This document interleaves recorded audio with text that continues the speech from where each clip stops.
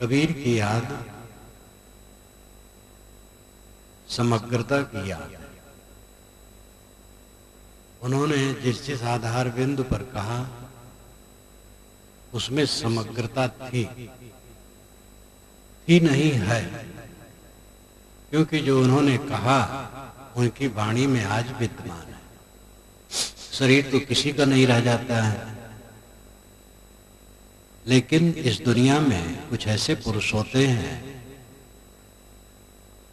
जिनका निश्वास उच्छ्वास वाणी के रूप में रह जाती है और वही लोगों के लिए संबल होती है।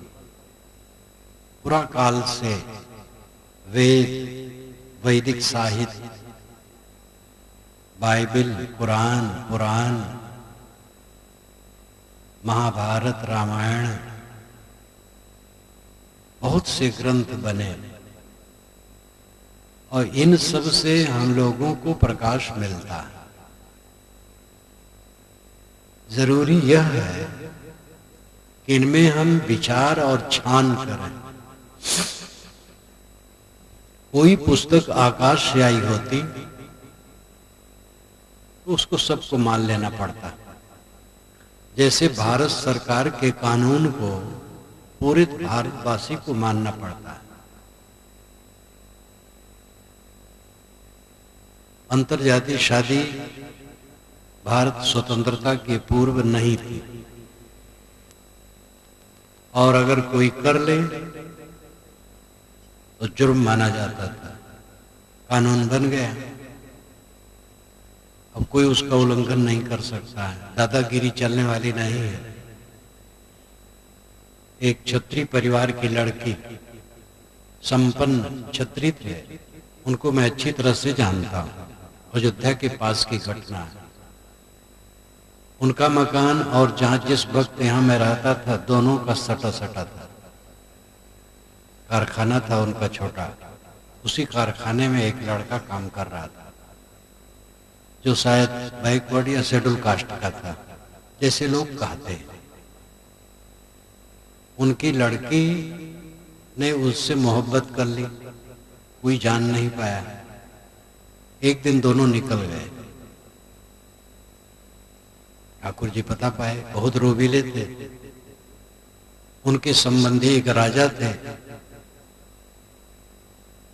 और राजा राजनीति में थे। अब उनके पुत्र हैं, वो राजनीति में हैं।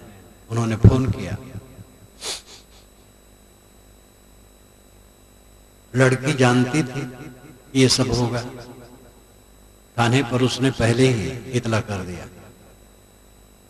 कई थानेदार आए, ठाकुर जी के पूरे परिवार को बांध करके ले गए, जेल में डाल दिया। बच्चे छूटे, स्त्री पुरुष सबको जेल में डाल दिया। क्योंकि कोई भी लड़का किसी लड़की से, कोई लड़की किसी लड़के से शादी करता है तो कोई परिवार के लोग रोक नहीं सकते हैं। उनकी उम्र उचित हो गई हो, और उम्र उचित थी। फिर उनको रोना पड़ा, क्षमा मांगना पड़ा। ये कानून, सरकार का कानून। एक उदाहरण मैंने दिया। हिंदू धर्म शास्त्रों में बीच में छुआछूत की बात बहुत रख दी गई है। मैंने कई बार आप लोगों के सामने कहा कि चारों वेदों में किसी मनुष्य को अछूत नहीं कहा गया है,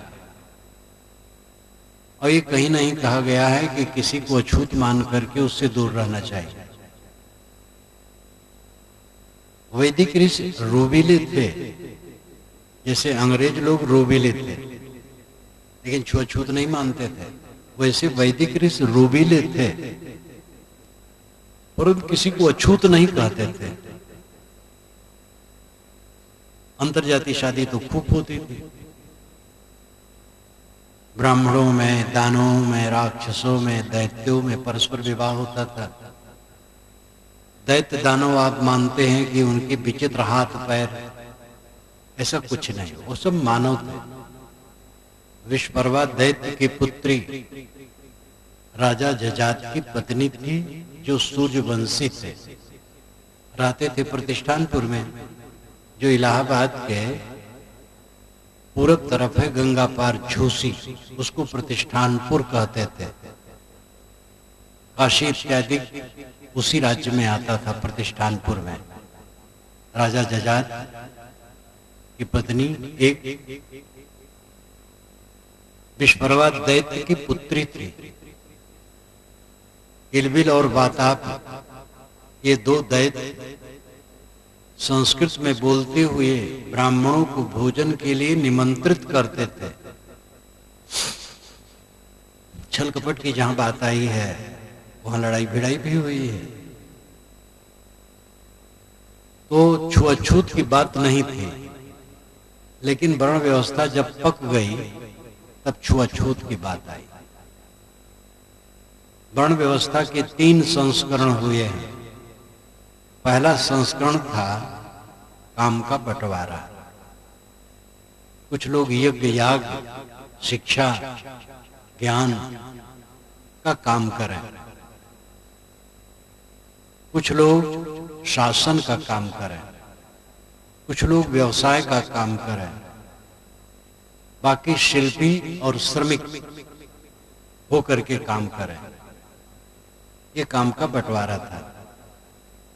वेदों में पंचजन की चर्चा बहुत आती है। पंचजनाः पंचजनाः। सायणाचार्य ने उसका भाष्य किया है, ब्राह्मण, क्षत्रिय, वैश्य, शूद्र, अतिशूद्र। ब्राह्मण, क्षत्रिय, वैश्य, शूद्र और अतिशूद्र, निषाद। मैंने अपने वेद में लिखा है, ज्ञानी, शासक, व्यवसायी, शिल्पी, श्रमिक। बात वही है। नाम जो दिया है मैंने, वह सार्वभौमिक है। ब्राह्मण क्षत्रिय कहने की जरूरत नहीं। ज्ञानी, शासक, व्यवसायी, शिल्पी, श्रमिक, ये पंचजन पूरी दुनिया में सब समय हुए हैं और सब समय रहेंगे। पंच एमिरे जनाः, ये ऋग्वेद के मंत्र में आया है। पंच एमिरे जनाः, पंच जनाः एमिरे। एमिरे का मतलब हवन करना, यज्ञ करना। पंच जन यज्ञ करते हैं। ब्राह्मण यज्ञ करते हैं, क्षत्रिय करते हैं, वैश्य करते हैं, शिल्पी करते हैं, श्रमिक करते हैं। इसका अर्थ हुआ ब्राह्मण, क्षत्रिय, वैश्य, शूद्र, अतिशूद्र सभी यज्ञ करते हैं। इतना उदार था समय। वर्ण व्यवस्था के विकार ने प्रदूषण फैला दिया, छुआछूत का आडंबर फैला दिया। तो कानून बन गया। मनुस्मृति इत्यादि स्मृतियों को पढ़िए कि शूद्र के पास अगर धन है और ब्राह्मण यज्ञ कर रहा है और धन की जरूरत है, तो शूद्र के घर में जा करके धन निकाल लावे, पूछे ना, क्योंकि सारा धन ब्राह्मणों का है। ये मनुस्मृति में लिखा है। अब जब लिखा है तो निकाल लाओ, तो मुकदमा क्या चलेगा? चलता था, अंधेर खाता। वही पाप शूद्र करे तो उसकी हत्या कर दी जाए, और वही पाप ब्राह्मण करे तो साथ छूट जाए। ये कानून था। रिजर्वेशन, आज ही रिजर्वेशन नहीं है। आज के रिजर्वेशन से ब्राह्मण क्षत्रिय बहुत घबरा रहे हैं, लेकिन हजारों वर्षों से जो उनका रिजर्वेशन था वो गलत फायदा उठा रहे थे, उस पर ध्यान नहीं है कि कितना एकांगी रहा।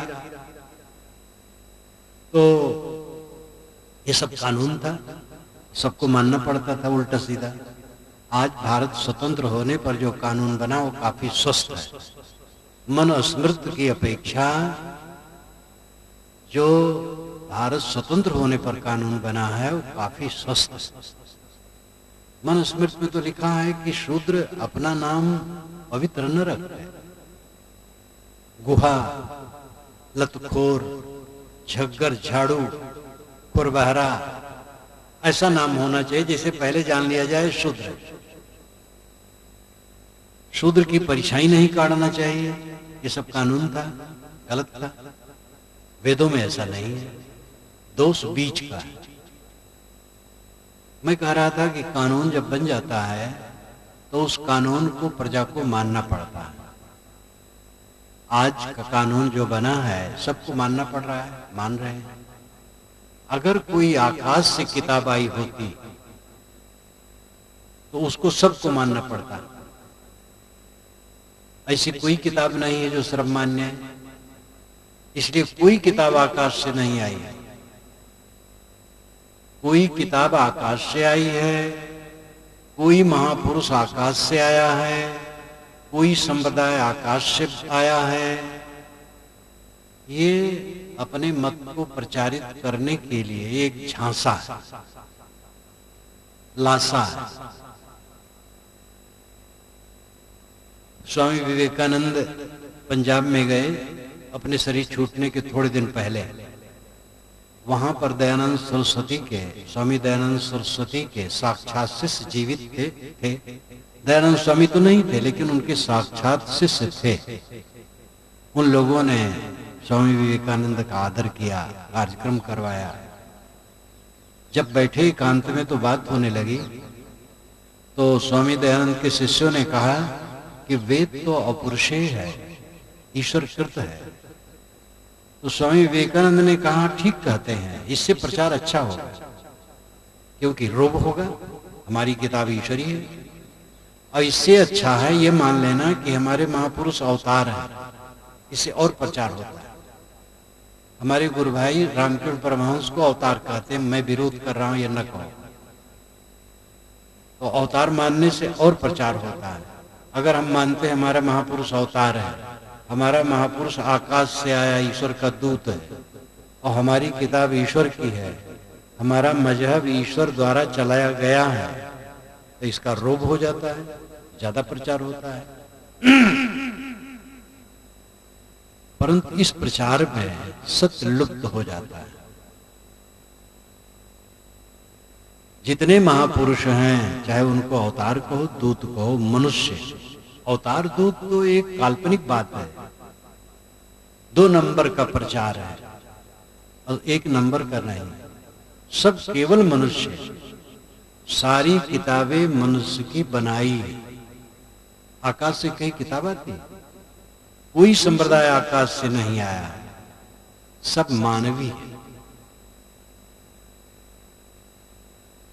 इसलिए सबके किताबों का आदर करना चाहिए।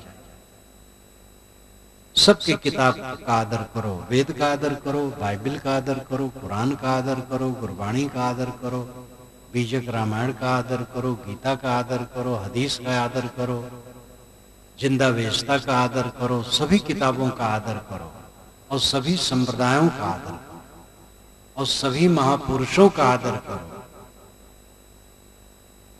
इसमें मनुष्यता आएगी।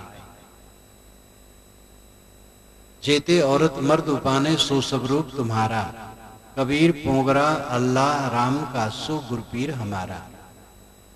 ये कबीर साहब के बीजक की वाणी है। आप लोग बीजक पढ़ें, बीजक कबीर पंथ की पुस्तक नहीं,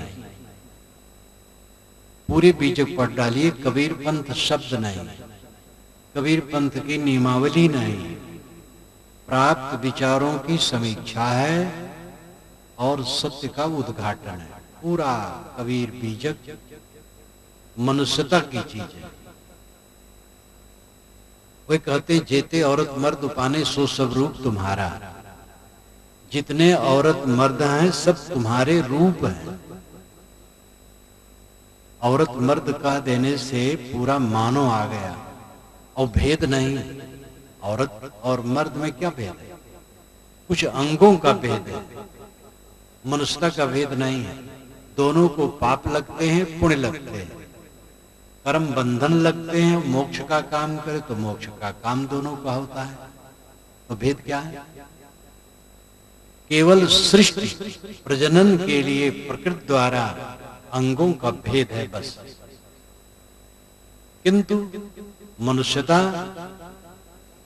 कर्म सिद्धांत, कर्म फलभोग, साधना वैराग्य बोध ये दोनों में घटते हैं, तो उसमें अधिकारी अनधिकारी कौन है? चारों वेदों में कहीं नहीं लिखा है कि वेद पढ़ने का कौन अधिकारी है। मनोमात्र अधिकारी है। मनुर्भो जनया दिव्यम जन्म, ये ऋग्वेद के मंत्र का अंश है। मनुर्भो, मनुष्य बनो, जनया पैदा करो, दिव्यम जन्म, दिव्य जन समाज, मनुष्य बनो और उच्च जन समाज पैदा करो, ये कहा गया। 1 दर्जन से अधिक स्त्रियां हैं जो ब्रह्मवादिनी हैं, वेद मंत्रों की रचयिताएं हैं, और कई शूद्र कहे जाने वाले लोग हैं जो वेद मंत्रों के रचयिता हैं। मैंने अपने वेद की भूमिका ही में लिखा है और नंबर दिया है किस वेद का कौन मंडल, कौन सूक्त, कौन कांड उनका रचा है। जब स्त्री और शूद्र वेद रच सकते हैं तो पढ़ कैसे नहीं सकते? बीच में कहा गया वो पढ़ने का अधिकारी नहीं। अगर स्त्रियों को पढ़ाया जाए और पढ़ न पाए तो अधिकारी नहीं, और पढ़ते हैं। आजकल तो स्त्रियां विदुषी होती जा रही हैं। शूद्र जिनको आप कहते हैं पढ़ाया जाए पढ़ न पाए तो माना जाएगा अधिकारी नहीं। जिनको शूद्र कहा जाता है आजकल उनमें जज हैं, कलेक्टर हैं, कमिश्नर हैं, थानेदार हैं।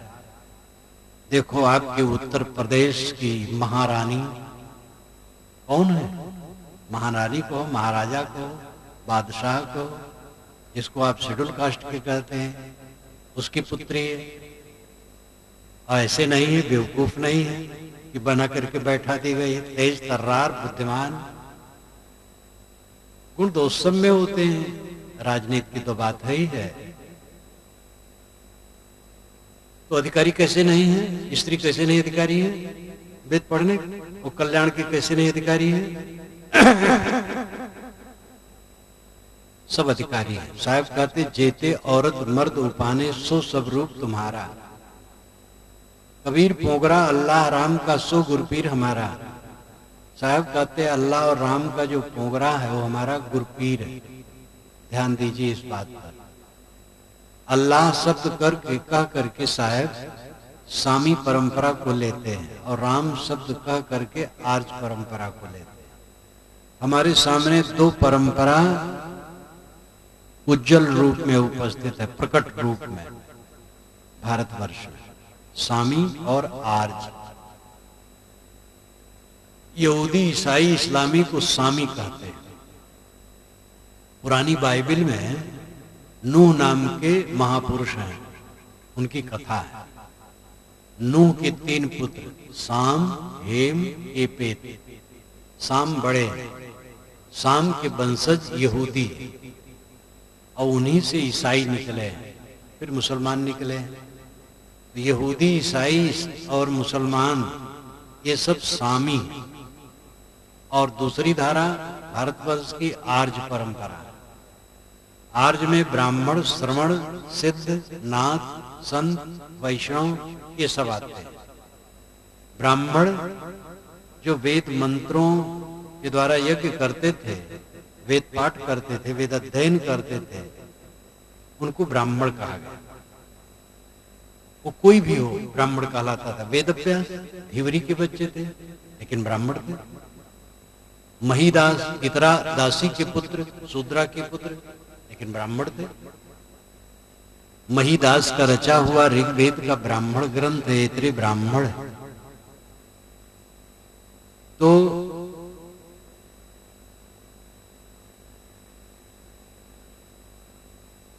ब्राह्मण, क्षत्रिय, वैश्य, शूद्र 4 नाम जो दिया गया है, सब वेद पढ़ते थे। ब्राह्मण वैदिक परंपरा वाले, श्रमण त्यागी जैसे बुद्ध, महावीर, जैन और बौद्ध परंपरा के संत, और उसमें बहुत से थे पहले, आज भी हैं। ब्राह्मण, श्रमण, सिद्ध 84 सिद्धों के नाम आते हैं। मैंने बीजक व्याख्या में 84 सिद्धों का नाम दिया है। और नाथ, जिसमें गोरखनाथ, मचंद्रनाथ इत्यादि आते हैं। संत, जिस मत के प्रवर्तक कबीर साहब है, फिर नानक साहब, दादू साहब, दरिया साहब, ईसा साहब, पलटू साहब। काशी के पंडित काशीनाथ जी ने एक बार मुझसे कहा था, पंडित थे, उस संस्कृत के विद्वान थे, उन्होंने कहा था कि साहेब नाम से प्रचलित भारतवर्ष में जितने हैं वो सबको कबीरपंथी समझना चाहिए। वो सब कबीर साहब से उपकृत है। अगर कोई कहता है कि मैं अलग हूं तो उसका मिथ्या अभिमान है। यद्यप काशीनाथ पंडित कट्टर सनातन धर्मी थे और संस्कृत जीवन भर पढ़ाए विद्यालय में, लेकिन विचारों में उदार थे। साहेब कहलाने वाले कबीर साहब इसके प्रवर्तक हैं। और जितने मत हैं ये सब निर्गुणी धारा के, ये सब संत मत में आते हैं। और वैष्णव, जिसमें रामानुज, माध्व इत्यादि हैं, फिर रामानंद स्वामी हैं, वैष्णव समाज है। तो ब्राह्मण, श्रवण, सिद्धनाथ, संत, वैष्णव, ये सब मिलकर के आर्य है। और यहूदी, ईसाई, इस्लामी इत्यादि मिलकर के सब सामी है। सामी परंपरा की याद करते हैं साहब अल्लाह कह करके, और आर्य परंपरा की याद करते हैं राम कह करके। जेते औरत मर्द उपाने सो सब रूप तुम्हारा, कबीर पोगरा अल्लाह राम का। कबीर साहब कहते हैं अल्लाह और राम का जो पोगरा है, कबीर कहते हैं सो गुरुपीर हमारा, वो हमारा गुरुपीर है।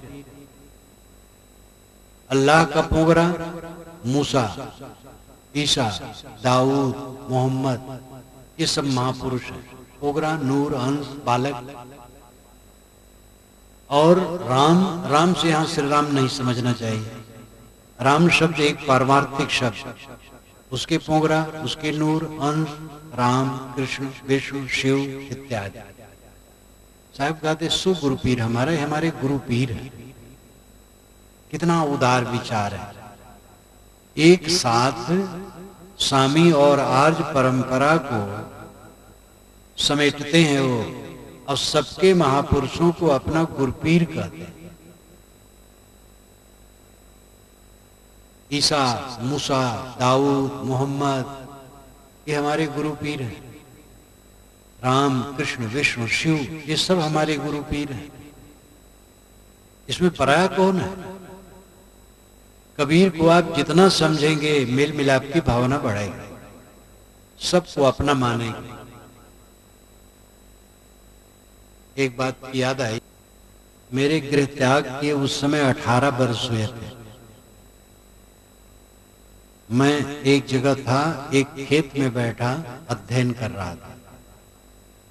मेरे पूर्व जो बुजुर्ग थे और मित्र थे, मित्र तो मेरा नहीं कहना चाहिए, इस शरीर के पिता के मित्र थे, किंतु वो मुझे भी मित्रवत मानते थे और समाजी थे। मेरे साथ होने के बाद वो पहली बार मिले, 18 वर्ष पर आए, मुझसे मिले, बहुत खुश हुए। 20 वर्ष की उम्र में मैं निकला था, उस समय 38 वर्ष का शरीर हो गया था। इतने दिन पर मिलने से और बहुत खुश थे। सब बात किए, लेकिन उनको जो खटकता था वो उन्होंने रखा। कहे महाराज आप वैदिक परंपरा को हो करके कबीर पंथी क्यों हो? क्या आप वैदिक परंपरा को आपने छोटा समझा और कबीर पंथ को बड़ा? तो मैंने कहा कि जैसे आप कहते हैं इसके अनुसार उत्तर दिया जाते ही सच है कि वैदिक परंपरा को मैंने छोटी समझी और कबीर पंथ को बड़ा समझा। लेकिन अगर मैं अपने ढंग से कहूं जो कि तथ्य है तो दूसरा उत्तर होगा। मैं वैदिक परंपरा को घटिया नहीं माना, छोटा नहीं माना। वैदिक परंपरा में मैं था तो मैं अपना मूल ग्रंथ वेद मानता था और पूज्य पुरुष रामकृष्ण विष्णु शिव को मानता था और अपना समाज हिंदू समाज मानता था, बस। लेकिन जब कबीर साहब को पाया तो वेद के साथ कुरान, बाइबल, जिंदा वेस्ता, ये सब मेरी पुस्तकें हो गई। राम, कृष्ण, विष्णु, शिव के साथ मोहम्मद, ईसा, मूसा, दाऊद, जरतुस, कन्फ्यूशियस, ये सभी महापुरुष अपने हो गए। हिंदू के साथ मुसलमान, ईसाई, यहूदी सब मेरे हो गए। कबीर को पा करके मैं फैल गया, घट नहीं गया। तब उनको बड़ी ग्लानि हुई, उन्होंने क्षमा मांगी कि महाराज ऐसा मैं सोच भी नहीं सकता था। आपका जो उत्तर है पूरा मैं स्वीकारता हूं। कबीर साहब का विचार पंथ नहीं है, कबीर पंथ है। जो कबीर साहब के पीछे के संतों ने बनाया, क्योंकि जहां पर लाखों करोड़ों हो जाते हैं तो कुछ नाम देना पड़ता है, कुछ रूप देना पड़ता है, चलने का कुछ नियम देना पड़ता है, बन जाता है पंथ संप्रदाय।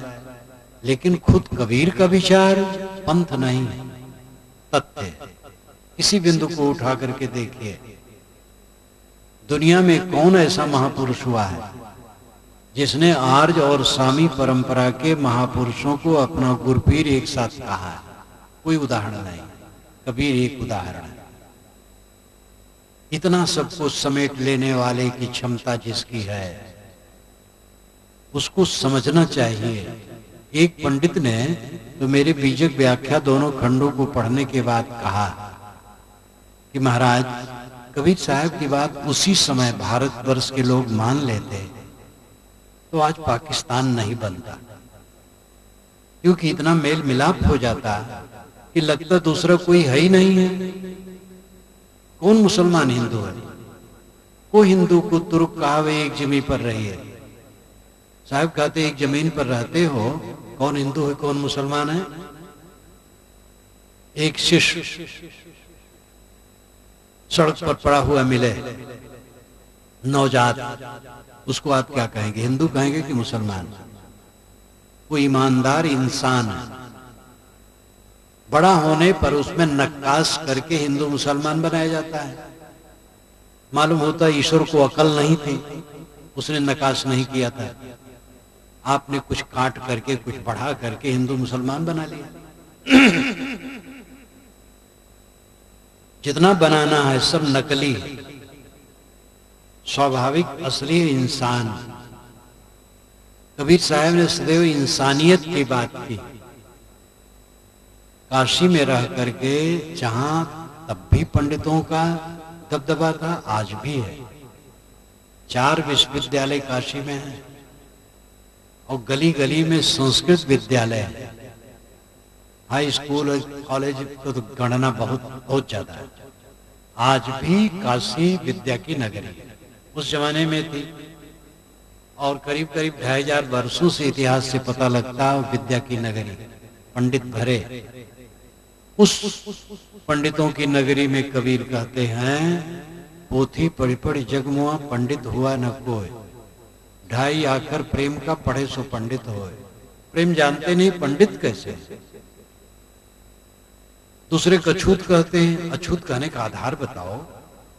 एक व्यक्ति साफ सुथरा है, स्वच्छ है, आचार स्वच्छ है, सब कुछ ठीक है, अछूत कैसे है? और एक व्यक्ति है गंदा है, अछूत कैसे नहीं है? एक ब्राह्मण, क्या उस ब्राह्मण को पंक्ति से हटा सकते जो मांस खाता हो, जो शराब पीता हो, जो तंबाकू खाता हो, जो सिगरेट पीता हो? दूसरा ब्राह्मण उसको हटा सकता है? नहीं हटा सकता। लेकिन एक आदमी है जो ब्राह्मण नहीं कहलाता है, लेकिन सदाचारी है, स्वच्छ है, पवित्र है, आचार पवित्र है, विचार पवित्र है, तो अछूत कैसे हो? इतनी अकल नहीं आती है। एक मैक्सिको से के विद्वानों ने मुझसे पूछा, डेविड लॉरेंजन अमेरिका से, दक्षिण तरफ मैक्सिको देश पड़ता है। तो वो 4 बार, वो भारत में कई बार आए, लेकिन 4 बार वो मुझसे मिलने इलाहाबाद आए। तो उन्होंने कहा कि जैसे मेरा हाथ धुला है, वहीं एक फल रखा था, उन्होंने उठा लिया, मैंने छू लिया, तो ये अछूत कैसे हो गया? तो मैंने कहा आपको समझा नहीं मिलेगा, जिसको हम अछूत कहें वो अछूत है चाहे जैसे हो। तो हंसने लगे। तो अछूत कौन है जिसको हम अछूत कहें? जब कोई हमसे मिलता है, हम पूछते भैया कौन लोग हो?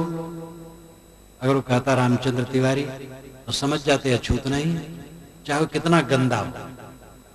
लेकिन अगर कोई साफ सुथरा हो और कहे रामचंद्र पासी, रामचंद्र धरिकार, रामचंद्र धोबी, तो समझ लेते हैं अछूत। ये हमारे दिमाग का कोड है। साहब कहते ऐसा आदमी पंडित है, अकल नहीं, कुछ आचार विचार का पता नहीं, कुछ समझदारी नहीं, कैसे वो पंडित है? ढाई आकर प्रेम का पढ़े सो पंडित हो। प्रेम ढाई आखर का है, अधारा और मां प्रेम ढाई आखर का है। इसको जो पढ़ ले वो पंडित है। पढ़ने मतलब प्रेम प्रेम रटना नहीं, प्रेम होता है त्याग से, मोह से नहीं। अमुक लड़का को अमुक लड़की से प्रेम हो गया, प्रेम को बदनाम क्यों करते हो? मोह हो गया कहो, प्रेम नहीं हो। प्रेम का अर्थ है दूसरे की सेवा करने के लिए त्याग करना। महाराज राम के मन में प्रेम हुआ माता पिता की आज्ञा के लिए, भाई के लिए राज्य का त्याग करना, ये प्रेम है। भरत के मन में प्रेम था भाई के लिए, और वे गद्दी पर नहीं बैठे। गद्दी तो दे गए थे राम जी उनको, और माता देने के लिए बैठी थी, लेकिन उन्होंने नहीं लिया, सेवा की। राम और भरत प्रेम के मूर्तिमान स्वरूप, उनमें त्याग था, त्याग से प्रेम फला। ये मैंने उदाहरण दिया। ऐसे जहां कहीं जो कोई समाज की सेवा के लिए अपना उत्सर्ग करता है, त्याग करता है, वो प्रेम से पूर्ण है। प्रेम जब तक नहीं उदय होगा तब तक कोई पंडित नहीं है। ये कितना बड़ा पाप है कि हम किसी आदमी से पूछे तुम किस जात के हो, तब उसकी कीमत माने। महापाप है, अपराध। लोग कहते हैं छुआछूत मानना अपराध है, किसी को नीच मानना अपराध है। मैं अपराध नहीं कहता हूं, पाप कहता हूं। किसी को नीच मानना महापाप। जात पूछ करके आप किसी की कल्पना करते हैं छोटा है, कैसे छोटा है?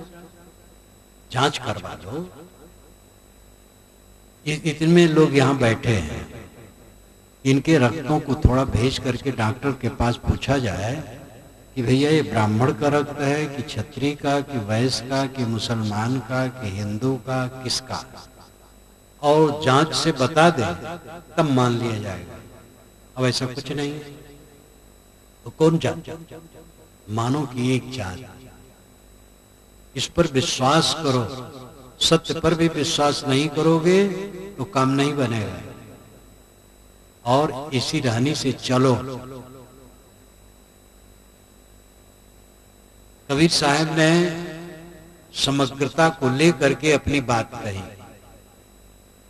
ईश्वर का बंटवारा, एक ईश्वर है, बहुत ईश्वर है, और सब ईश्वर अपने अपने संप्रदाय वालों का कल्याण करते हैं, दूसरे वालों का नहीं करते।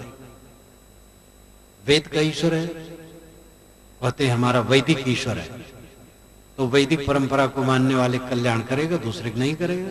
कुरान का ईश्वर है, तो कुरान मानने वालों को कल्याण करेगा, दूसरे को नहीं करेगा।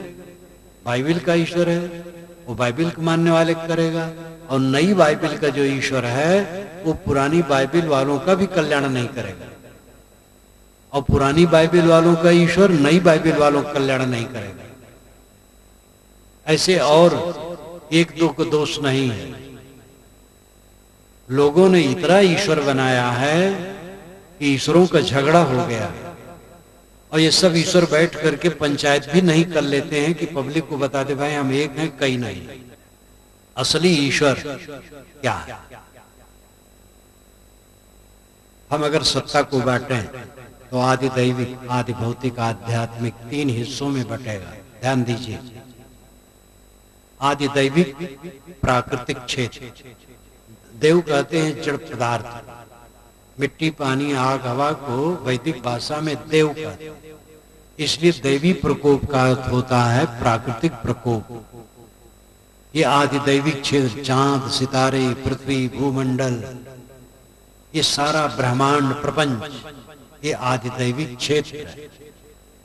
और आदि भौतिक क्षेत्र है प्राणियों का समूह। भूत नाम प्राणी। भूत के कई अर्थ होते हैं।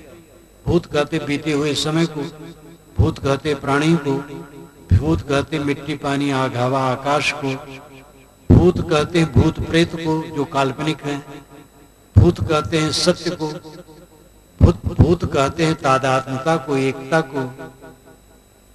लेकिन यहां भूत का अर्थ है प्राणी, प्राणियों का समूह, ये भौतिक क्षेत्र है। और तीसरा आत्मिक क्षेत्र, आपका व्यक्तित्व आत्मिक क्षेत्र है। आत्मा से जो जुड़ा शरीर, मन, इंद्रियां, ये आध्यात्मिक है। ये 3 क्षेत्र है। तीनों पर थोड़ा ध्यान दीजिए। ये चांद, सितारे, 6 ऋतुओं का परिवर्तन, वर्षा, शीत, धूप, और इस सृष्टि में तमाम प्रपंच जो है ये आदि दैविक ईश्वर से चलता है।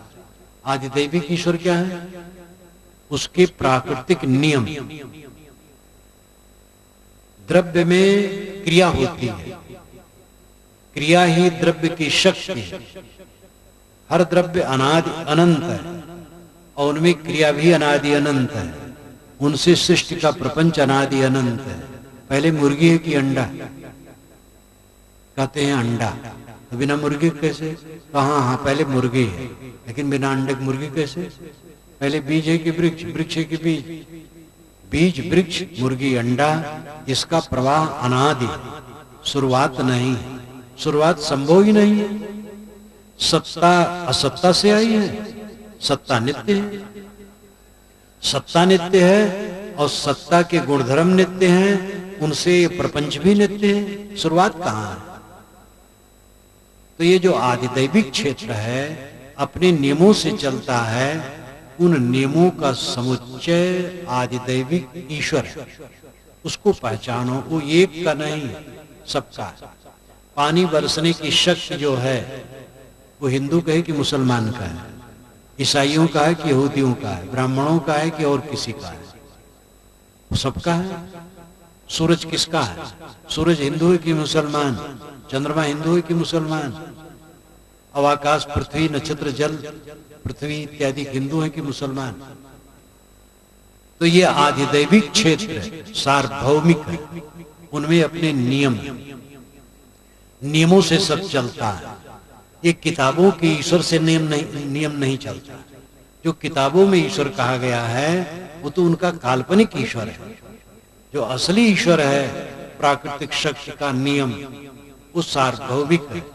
वो एक मत का कल्याण करने की उसमें बात नहीं।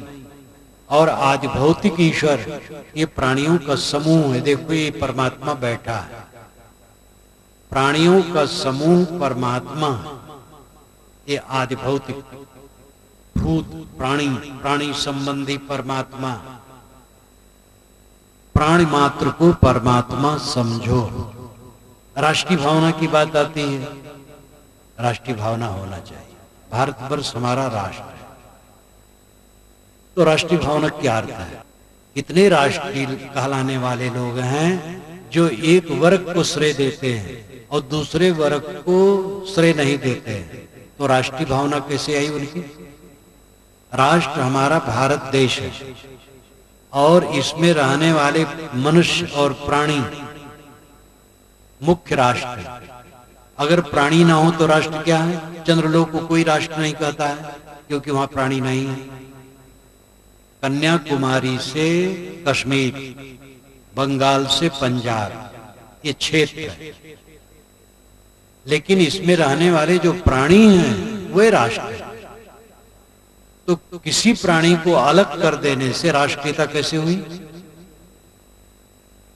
अगर कोई हिंदू हिंदू पुकारता है तो क्या भारतवर्ष में केवल हिंदू नामधारी हैं और दूसरे नहीं हैं?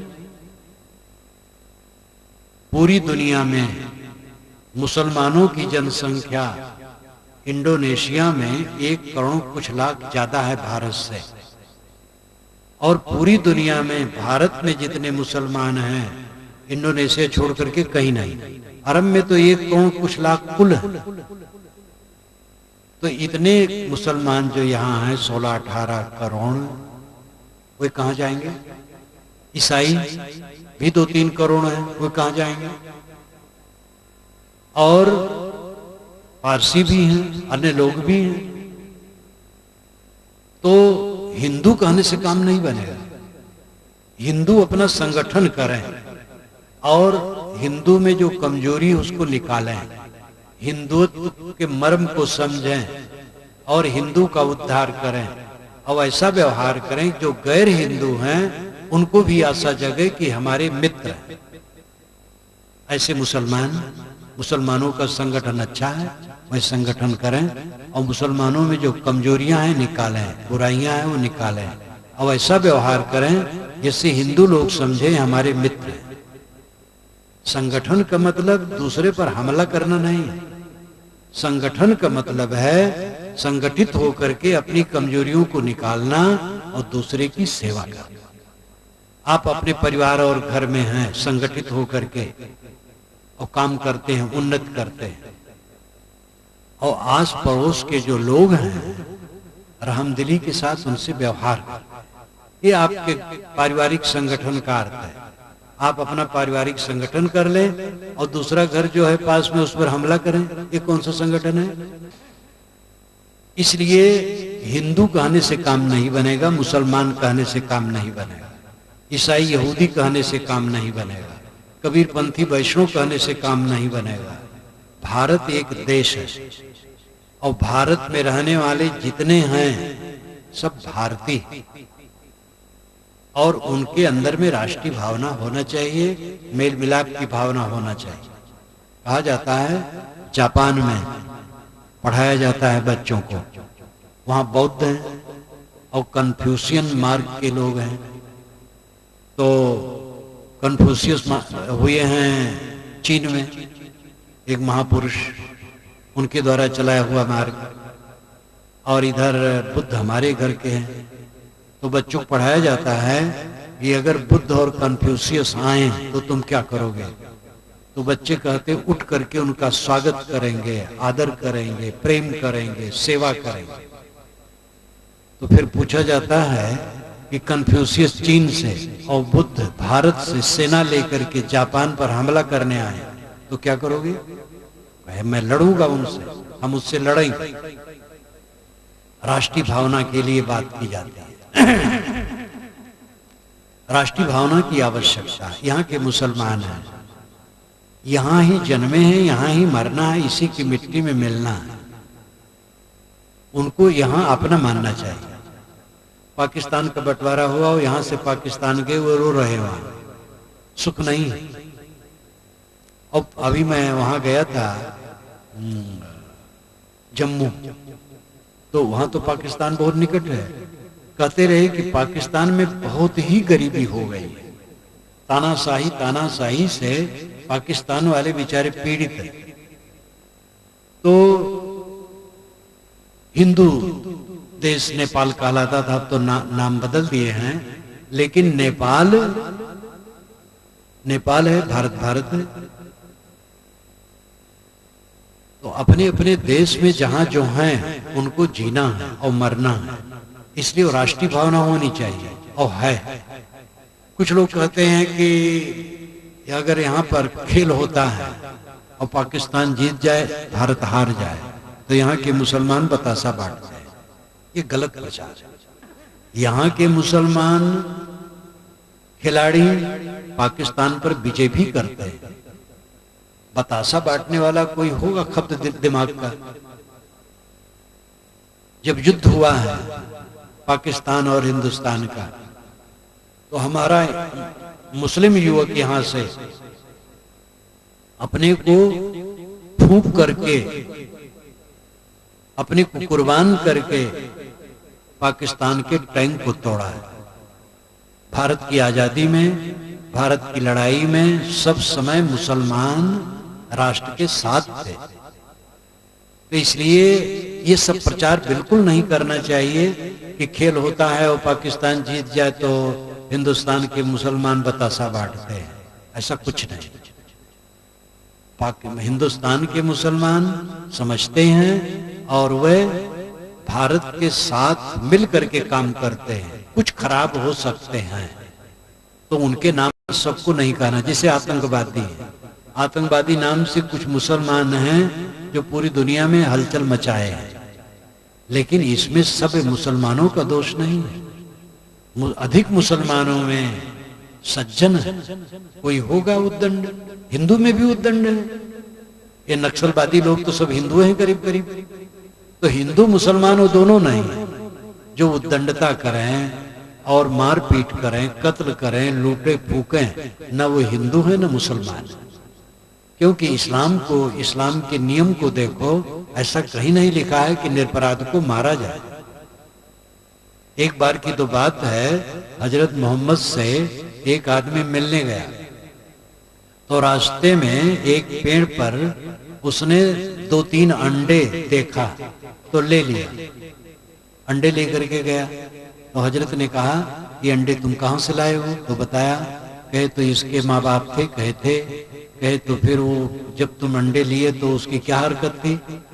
तो कहे वो चे करने लगे। कहे तो कितना गलत किया तुमने, जा करके अंडे वहीं रख दो जहां से लाए हो। तो हजरत मोहम्मद दयालु थे और कोई ऐसा कानून नहीं है इस्लाम में कि निरपराध को मारा जाए। तो गलतियां लोग करते अपनी शैतानियत से, चाहे हिंदू हो चाहे मुसलमान हो।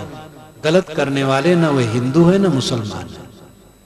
प्रेम की भावना, एक दूसरे में सद्गुण देखना शुरू करो।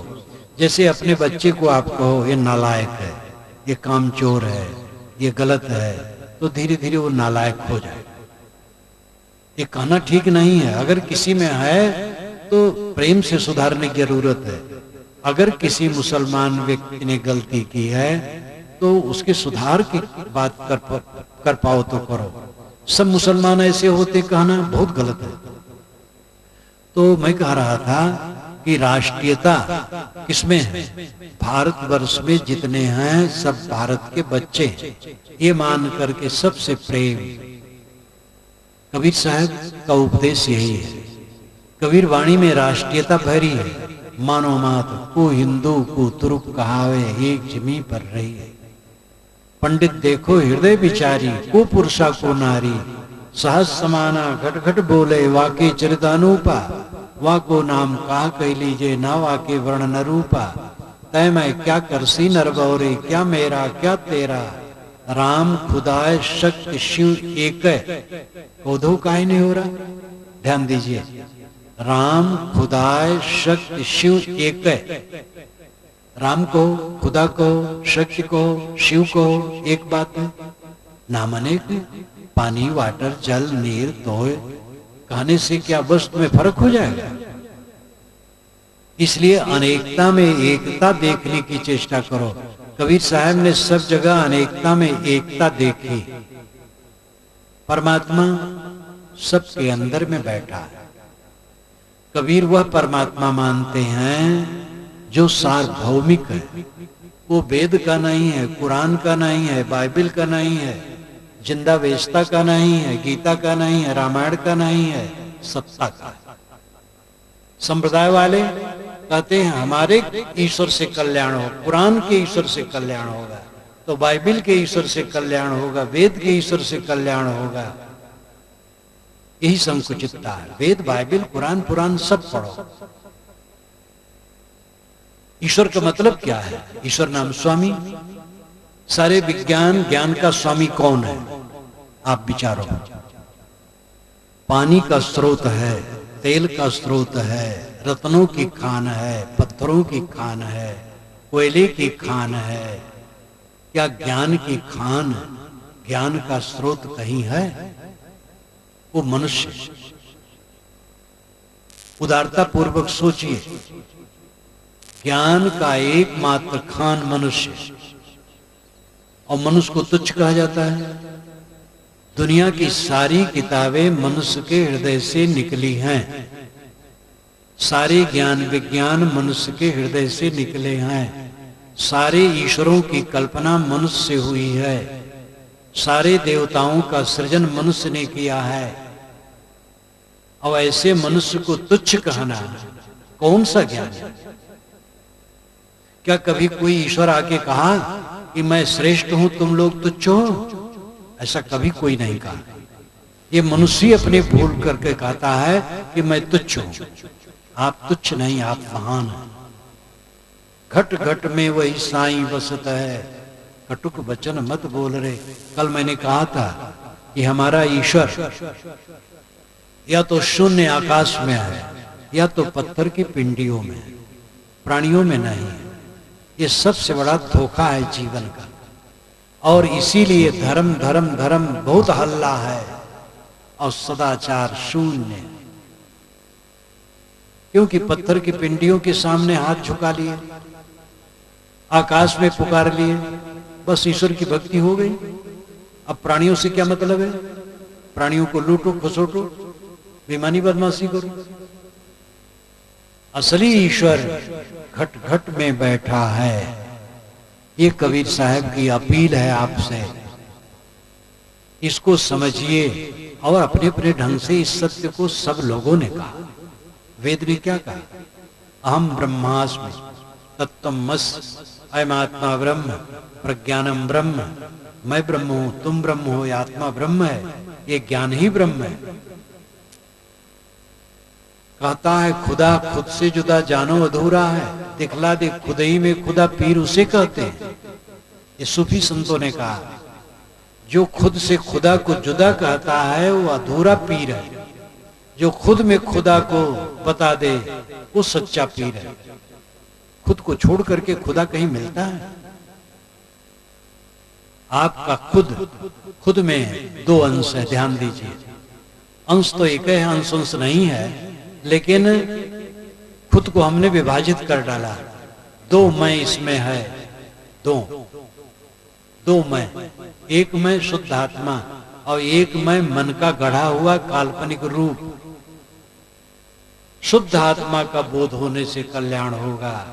मैं ब्राह्मण हूं, मैं शूद्र हूं, मैं साधु हूं, मैं गृहस्थ हूं, मैं हिंदू हूं, मैं मुसलमान हूं, मैं ज्ञानी हूं, मैं अज्ञानी हूं।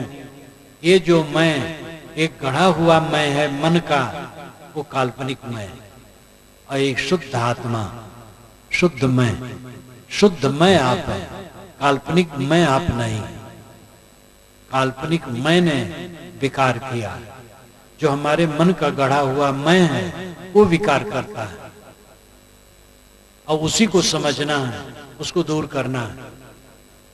सबके अंदर में जो बैठा मैं तत्व है, आत्म तत्व है, वो परमात्मा तत्व। कबीर साहब की अपील बारंबार यही है, पानी में मीन प्यासी, मुझ सुन सुन आवे हांसी। आत्म ज्ञान बिना नर भटके, कोई मथुरा कोई काशी। जैसे मृगा नाभि कस्तूरी, बन बन फिरत उदासी। जल बिच कमल, कमल बिच कलियां, ते पर भंवर निवासी। सो मन बस त्रैलोक्य भयो, सब जति सती सन्यासी। जाको ध्यान धरे विधि हरिहर, मुनिजन सहस 88। सो तेरे घट माहि विराजे, परम पुरुष अविनाशी। है हाजिर कहीं दूर बतावे, दूर की बात निराशी। कहत कबीर सुनो भाई, साधो बिन गुर भरम न जासी। एक साधारण सा पद, सरल सरल शब्द, सारा वेद शास्त्र कुरान पुराण भरा है। पानी में मीन प्यासी, मैं सुन सुन आवत हांसी। पानी में मछली है और प्यासी है, ये सुन सुन करके मुझे हंसी लगती है। ये अन्योक्ति अलंकार में कहा हुआ वचन है। मछली बेवकूफ नहीं है कि पानी में रहे और प्यासी रहे, हम लोग बेवकूफ हैं कि परमात्मा में हैं और परमात्मा के लिए प्यासे, क्योंकि ज्ञान नहीं है। हम परमात्मा से अलग हो ही नहीं सकते। परमात्मा से अलग होने की कोई गुंजाइश नहीं है। एक कहानी कहूं, एक राजा, उसका विवाह हुआ, पत्नी आई, पत्नी बहुत भक्त थी, वो राम राम खूब कहती थी। राजा एक बार भी राम नहीं कहता था। तो रानी जब रात में मिले तो कहे तुम भी थोड़ा राम राम कहा करो। तो राजा मुस्कुरा के रह जाए। 20 बरस बीत गए, राजा के मुख से राम शब्द नहीं निकला। रानी को बड़ी ग्लानि होती थी कि कैसा नास्तिक मुझे पति मिला है, राम कभी कहता ही नहीं है। रात में करवट बदलते समय राजा के मुख से निकल गया राम। रानी सुन ली, बहुत खुश हुई। सुबह उसने बहुत दान पुण्य किया। राजा ने कहा कौन खुशी है तुम दान पुण्य कर रही हो? उन्होंने कहा कि आज आपके मुख से राम निकल गया। कहे राम निकल गया? कहे हाँ। तो राजा ने कहा राम निकल गया तो मैं रह के क्या करूंगा? राजा गिरा और मर गया। तो असली राम कौन जानता था? रानी की राजा। ये कहानी समझाने अर्थ यह है कि राम से आपने बंटवारा करके अपना विभाग कर लिया है। क्या राम से आप अलग रह करके जी सकते हैं? राम और आप एक हैं। स्वामी शंकराचार्य की वाणी देखो, बारंबार कहते हैं जीव ब्रह्म की अभिन्न स्थिति ही परम बोध है। आत्मा और ब्रह्म एक ही है। यह बोध जब तक नहीं होगा तब तक कल्याण नहीं होगा। ये वेदों की घोषणा।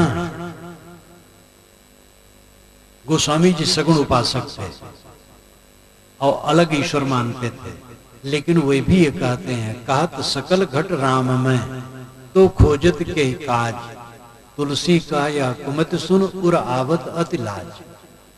कहते सब घट में राम है, तब खोजते किसको? ये भी उनका दोहा है, जहां तोष तहां राम है, राम तोष नहीं भेद, तुलसी पे की गात नहीं सात विविध विधि खेत। जहां संतोष है वहां राम है, राम और संतोष में भेद नहीं है। गोस्वामी जी कहते हैं ऐसा समझ करके लोग संतोष नहीं ग्रहण करते, राम को खोजते हैं। इस पर जरा ध्यान दीजिए। राम तोष नहीं भेद, जहां तोष तहां राम है, जहां संतोष है राम वहां है। राम संतोष में भेद नहीं है। लोग संतोष नहीं ग्रहण करते, राम को खोजते हैं। तो इसका अर्थ क्या हुआ? संतोष ग्रहण करो, राम आपका अंतरात्मा ही।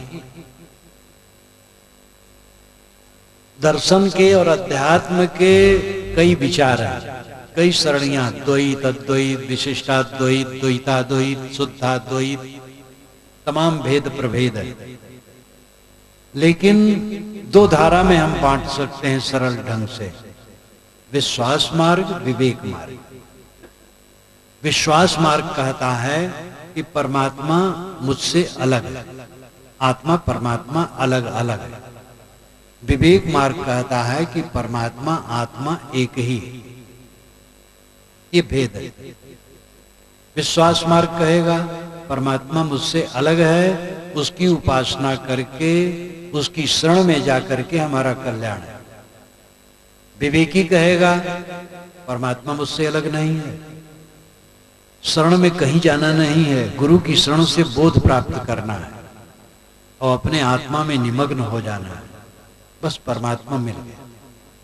ये विश्वास मार्ग और विवेक मार्ग दो मार्ग। जो श्रुत मार्ग है वो विवेक मार्ग है। उपनिषदों में ब्रह्म का बोध दिया गया है कि आत्मा ब्रह्म है। विश्वास मार्ग वैष्णवों ने फैलाया है।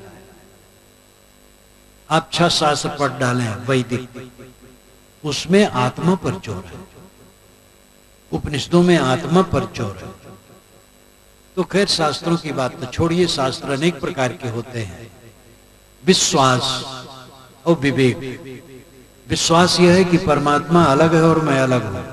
विवेक यह है कि परमात्मा आत्मा ही है, मेरे आत्मा के अलावा कहीं परमात्मा खोजना नहीं।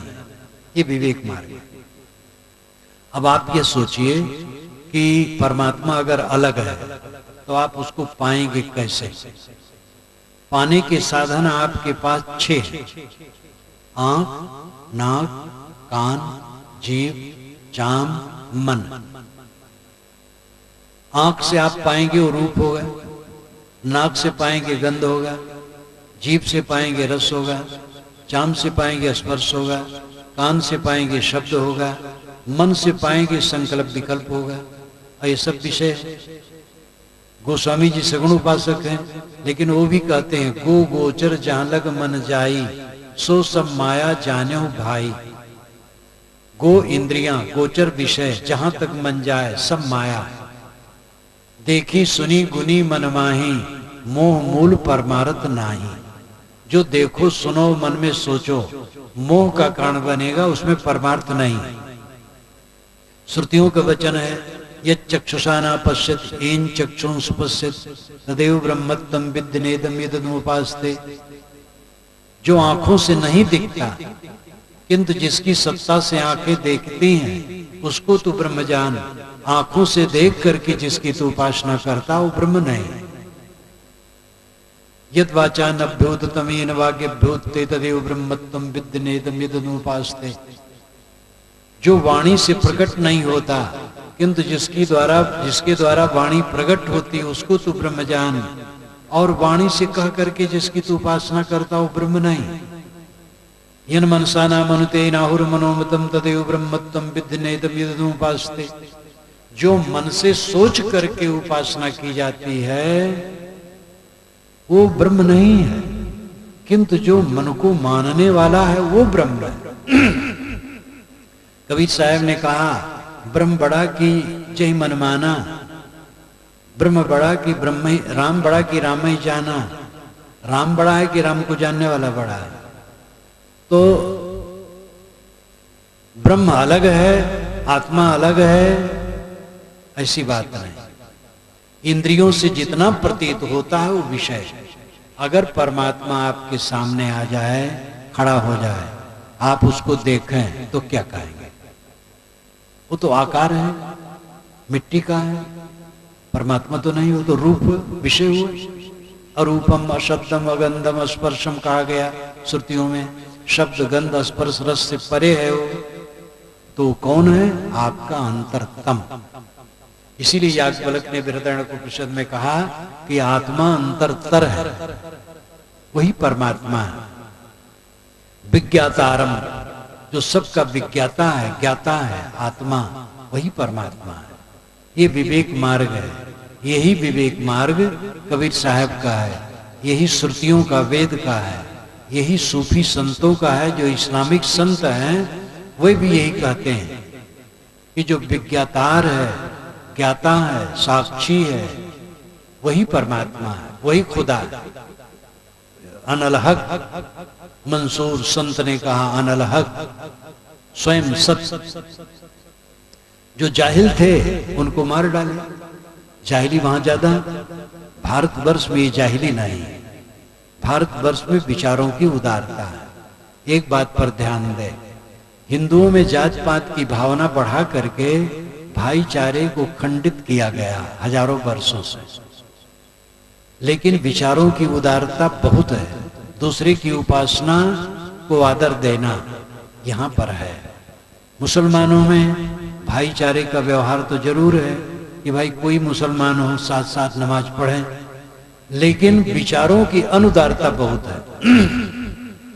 दूसरे के विचारों को सह नहीं पाते हैं। अब दोनों की दोनों बुराई ले रहे हैं।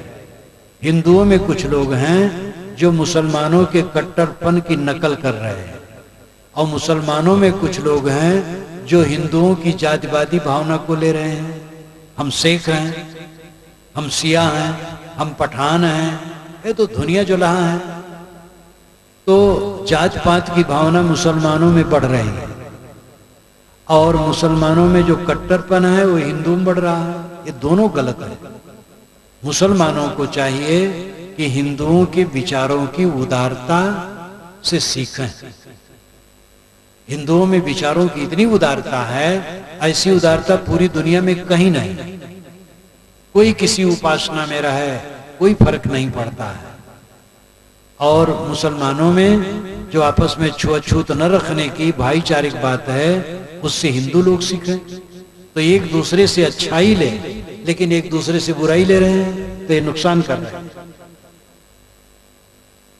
प्रेम का पाठ कबीर साहब ने पढ़ाया सभी दिशाओं में, चाहे वो व्यवहार हो, चाहे अध्यात्म हो, चाहे दर्शन हो, उनका कोई मुद्दा उठाओ तो प्रेम का पाठ उन्होंने पढ़ाया।